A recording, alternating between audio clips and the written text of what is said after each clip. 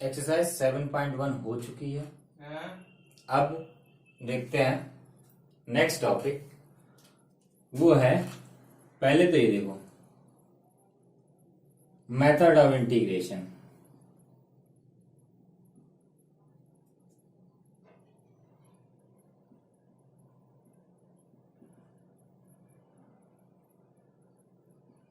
Method of integration देखो, integration किस किस मेथड से होगा उसमें पहला तो है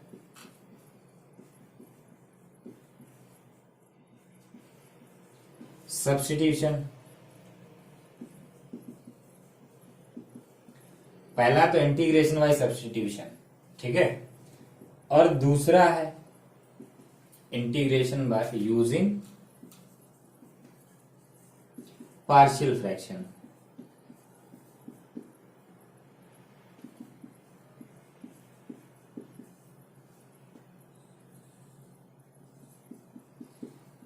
इंटीग्रेशन यूजिंग पार्शियल फ्रैक्शन। और थर्ड जो है पूरा ही लिख लो इसको भी,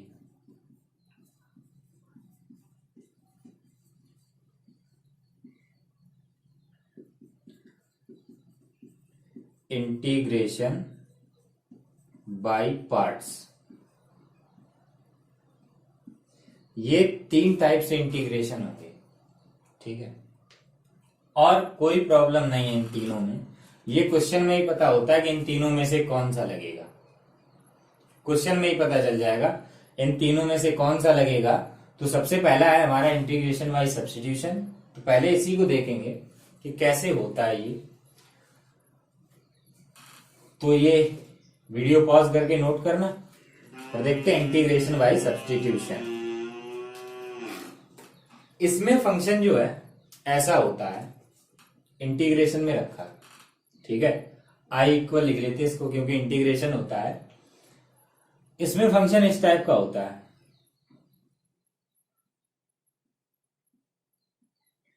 एक कंपोजिट फंक्शन, एक फंक्शन और उसका डेरिवेटिव उसी फंक्शन में। देखो एफ आई एक्स और ये फाइव एस एक्स, ठीक है।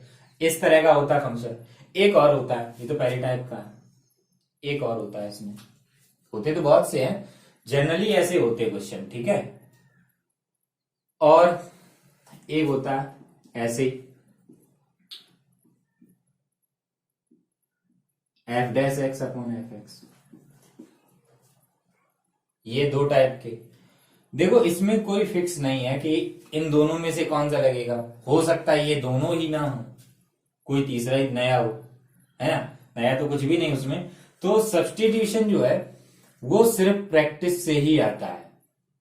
इसमें मैं कुछ ऐसा नहीं बता सकता हूं, कोई इसमें रूल नहीं, कोई एल्गोरिथम नहीं, कोई थ्योरम नहीं है कि एक सीख लो, दो सीख लो जिससे सभी सब्स्टिट्यूशन के क्वेश्चन हो जाएंगे। ऐसा कुछ नहीं इसमें। इसमें आपको खुद ही डिसाइड करना होगा कब क्या सब्स्टिट्यूट करना है, किसकी जगह क्या रखना है, ठीक है। तो ये हम डायरेक्टली एग्जाम्पल से सीखेंगे। उसके बाद ये भी देखेंगे अगर ऐसा होगा तो कैसे करेंगे। तो पहले करते हैं कुछ एग्जाम्पल, फिर देखते हैं आगे। अब देखते हैं एग्जाम्पल, बुक में ही है ये एग्जाम्पल, एनसीईआरटी में सबसे दिया। ये इस 4 एग्जाम्पल दिए, इन सभी का x के रिस्पेक्ट में इंटीग्रेशन करना है। तो पहला sine m x, sine m x d x, ये करेंगे x के रिस्पेक्ट में। अब देखो एंगल में एम एक्स, हमने ये तो फॉर्मूला पढ़ा कि साइन एक्स का क्या होता है, माइनस कॉस एक्स, ठीक है। लेकिन साइन एम एक्स का नहीं पढ़ा, तो क्या करें सब्स्टिट्यूट, कैसे होगा ये। तो जहां चेंज है वहीं कर दो, वही लिखो, let m x equal t. Step याद रखने हैं, जब भी सब्स्टिट्यूशन होगा तो ये तो फिक्स होता है आगे की 3-4 लाइनें कि उसमें क्या होने वाली है, ये तो फिक्स होता है। अब हमने ये अज्यूम किया, इन सभी में भी हम कुछ ना कुछ अज्यूम करेंगे, अपने मन से मानेंगे कुछ ना कुछ, टी के इक्वल मानेंगे, ठीक है। और उसके बाद सभी में एक्स के रेस्पेक्ट में डिफरेंशिएशन कर देना। ये हम कांस्टेंट है तो बाहर आ जाएगा, और इधर हो गया m x का 1 और इधर dt होगा dx। तो यहां से dx की वैल्यू क्या आ जाएगी, dt बाई m। ये सभी में करना है कि जब भी हम कुछ t एज्यूम करेंगे तो उससे dx की वैल्यू निकालनी है। पहले एज्यूम करो x के रिस्पेक्ट में डिफरेंशिएशन और उसके बाद dx की वैल्यू निकालनी। अब देखो dx की वैल्यू क्यों निकालनी है, जब हम इसमें सब्स्टिट्यूट करेंगे, जब रखेंगे इसमें क्या साइन mx की जगह हमने रखा t, ठीक है, t का फंक्शन हो गया। तो अगर हम यहाँ dx लिख दें तो क्या ये सही है, क्योंकि यहाँ t और कर रहा है x के रिस्पेक्ट में, इसलिए dx की वैल्यू भी निकाली जाती है। तो क्या है dx की वैल्यू, dt बाई m। अब देखो इधर भी t इधर भी t, तो i इक्वल ये 1 बाई m बाहर आ जाएगा, साइन t dt। अब जैसे साइन x का x के रेस्पेक्ट में cos x होता है, ऐसे ही साइन t का x के रेस्पेक्ट में क्या हो जाएगा, माइनस cos t और एक कांस्टेंट हो गया बस। तो क्या i equal minus 1 upon m cos mx plus c। बाद में t की वैल्यू भी रखनी है, क्योंकि इस क्वेश्चन में t कहीं नहीं लिखा, तो जिस वेरिएबल में क्वेश्चन है उसी वेरिएबल में आंसर रखना। इजी है। अभी देखो ये वाला क्वेश्चन था, इसमें टाइम लगा क्योंकि ये पहली बार कर रहे हैं हम लोग, है ना, ये पहली बार करने में इतना। जब यही एक क्वेश्चन एक बड़े क्वेश्चन का एक छोटा सा पार्ट बनेगा, इतना सा, ये साइन mx एक बड़े क्वेश्चन में रखा होगा एक छोटा सा पार्ट, तब हम इसका डायरेक्टली ये लिखेंगे।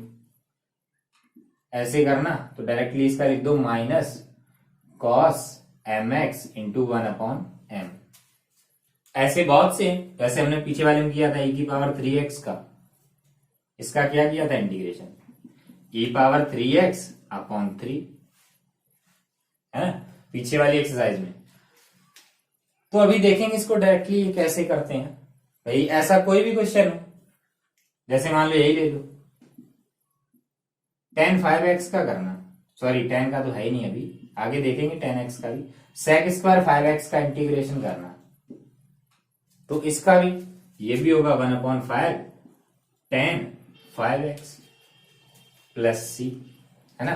तो ऐसे ये कैसे हो जाता है ये आगे बताएंगे, ठीक है।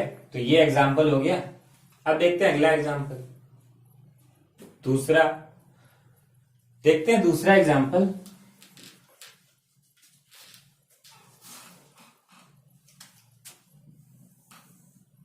ये था पहला, ये दूसरा, इसका इंटीग्रेशन करना 2x sine x square plus 1 dx, इसका करना। अब एक चीज देखो, इसमें ये लिखा एक्स स्क्वायर प्लस 1, सबसे पहले मैंने यही बताया था क्या, f five x d x into 5x dx, इस टाइप का, है ना, यही तो बताया था। अब देखो इस टाइप का जो क्वेश्चन होता है वो कैसे करते हैं, ऊपर लिखते हैं इसको, पहले यही करते हैं उसके बाद देखेंगे इसको क्वेश्चन। तो क्वेश्चन जब ये हो, इंटीग्रेशन करना f 5x into 5x dx, इसका करना। तो देखो कैसे करेंगे, ये इसी टाइप का। अब देखो ये इस टाइप में कैसे मैच होगा, ये देखते हैं कैसे मैच होगा। देखो साइन ये हो गया है ना, और ये 5x, अब 5x का भाई देखो एक्स स्क्वायर का डेरिवेटिव क्या होगा 2x, एक्स स्क्वायर का डेरिवेटिव क्या होगा 2x, ये रखा है भाई, इसमें पीछे लिखा है, लेकिन है तो इन दोनों के पीछे मल्टीप्लाई, पीछे लिखो या आगे लिखो, इसमें आगे लिखा, ठीक। तो 5x, अब ये आप लोग कहेंगे सिर्फ एक्स स्क्वायर का है ना, एक्स स्क्वायर का डेरिवेटिव, लेकिन अगर हम एक्स स्क्वायर प्लस 1 कर दें तब भी तो यही आएगा, क्योंकि 1 का क्या हो जाएगा 0, इसलिए ये 5x और ये 5x।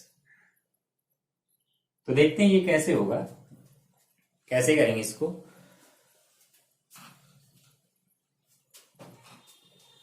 इसमें करते हैं वही,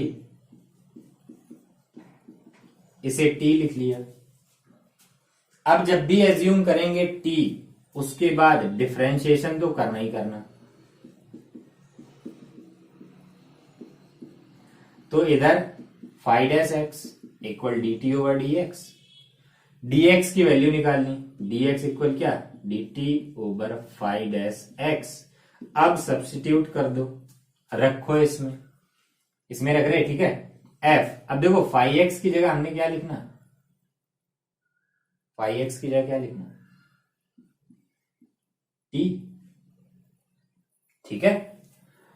और ये ऐसे ही रखेंगे फाइ डैश एक्स, और dx की जगह dt by phi dash x, ये कैंसिल हो जाएगा। तो I equal integration f t d t, तो ये बन गया इजी, क्या हो जाएगा, कैपिटल F बना दो, एफ टी प्लस सी। तो I equal F phi x plus C. अब आप लोग बोले कि समझ में नहीं आया कि ये क्या कर दिया, ये क्या लिखा, है ना। ठीक है, कोई बात नहीं, यहां तक तो आया होगा, यहां तक तो आ गया होगा। अब अगर यहां तक आ गया है तो क्वेश्चन करेंगे, अभी पूरा आ जाएगा। ठीक है, तो ये आप लोग नोट करें, ये एग्जाम्पल नोट करें, फिर देखते हैं बाकी के एग्जाम्पल। ठीक है,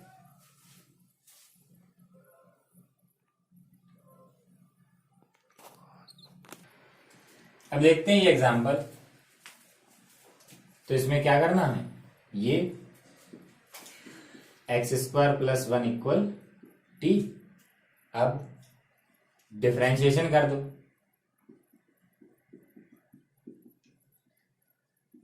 तो ये हो गया एक्स स्क्वायर का 2x, वन का 0 equal d t over d x, T का, और dx की वैल्यू क्या आ जाएगी, डी टी बाई 2x है।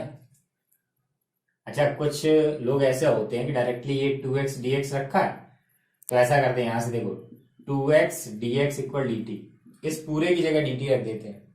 तो कई स्टूडेंट्स को समझ में नहीं आता है, कंफ्यूज हो जाते हैं कि ये क्या कर दिया। इसलिए मेरा तरीका यही है, मैं ऐसे ही सिखाता हूं कि dx की वैल्यू निकाल के पुट करो उसमें। अब देखो क्या होगा, ये 2x ऐसे ही, क्योंकि हमने इसकी जगह कुछ नहीं रखना। आगे sine x square plus one की जगह टी, ये तो हमने यही तो माना, यही तो टी माना, रख दिया। और dx की जगह dt बाई 2x, कहां से, ये, और इससे ये कैंसिल हो गया सिंपल। तो ये जो इंटीग्रेशन के मेथड हैं, ये फंक्शन को इंटीग्रेबल बनाते हैं, आसानी से जहां हम इंटीग्रेशन कर सकें। तो ये क्या बन गया, अब देखो क्या हो जाएगा, साइन का क्या, माइनस कॉस टी प्लस सी, और टी की वैल्यू रख देनी लास्ट में, एक्स स्क्वायर प्लस वन, हो गया खत्म, इतना करना होता बस। ठीक है, अब देखते हैं थर्ड एग्जांपल। थर्ड,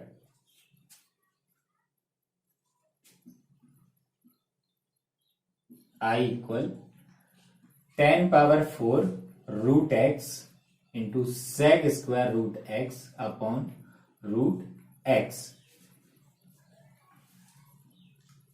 एक चीज और होती है इसमें,